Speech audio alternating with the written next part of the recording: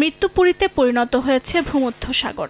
আন্তর্জাতিক অভিবাসন সংস্থা IOM জানিয়েছে, চলতি বছর শুধু জানুয়ারিতেই ৩৭৫ জন অভিবাসন প্রত্যাশীর মৃত্যু বা নিখোঁজের খবর পাওয়া গেছে। আর ১০ ফেব্রুয়ারি পর্যন্ত এই সংখ্যা বেড়ে দাঁড়ায় ৫২৪ জনে। প্রতিষ্ঠানটি জানায়, আরও শত শত মৃত্যুর ঘটনা রেকর্ড করা হয়নি বলে ধারণা তাদের। ২০২৫ সালে ভূমধ্যসাগরে ১৩০০ জনেরও বেশি অভিবাসী নিখোঁজ হয়েছিল।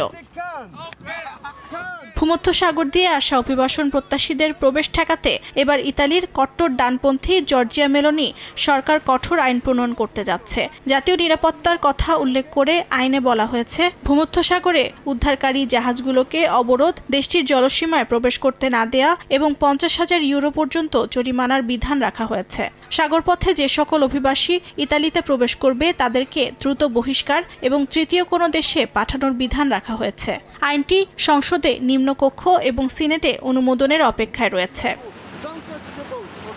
ভূমধ্যসাগর পাড়ি দিতে গিয়ে প্রাণ হারিয়েছেন অনেক বাংলাদেশীও। ইতালিতে বৈধভাবে শ্রমিক নেয়ার প্রক্রিয়া অব্যাহত থাকার পরেও বহু বাংলাদেশি বিপজ্জনক এই পথ পাড়ি দিয়ে অবৈধভাবে দেশটিতে প্রবেশ করছেন। ফেব্রুয়ারির দ্বিতীয় সপ্তাহ পর্যন্ত ভূমধ্যসাগর পাড়ি দিয়ে ৭৫৯ জন বাংলাদেশি দেশটিতে প্রবেশ করেছে। লিবিয়া থেকে ছেড়ে আসা নৌকা ডুবে বাংলাদেশি সহ অনেকেরই মৃত্যু হয়েছে। তাই ঝুঁকিপূর্ণ এই পথ পরিহারে আহ্বান জানিয়েছেন প্রবাসী বাংলাদেশিরা। আসলে এটা খুবই দুঃখজনক ব্যাপার, কারণ হচ্ছে যে প্রতিনিয়তই আমরা দেখতে পাচ্ছি যে লিবিয়া হয়ে যে সমুদ্রপথে যারাই আসছে তাদের অনেকেই মৃত্যুবরণ করছেন। বিশেষ করে আমাদের বাংলাদেশের অনেকেই আছেন, অনেকেই থাকেন, মাঝে মাঝে এরকম বড় ধরনের দুর্ঘটনা ঘটে। জীবনকে উন্নত করার আশায় এত দূরে মানুষ পাড়ি দিচ্ছেন, সেই জীবনই যদি না থাকে তাহলে এভাবে আসার মানে কি?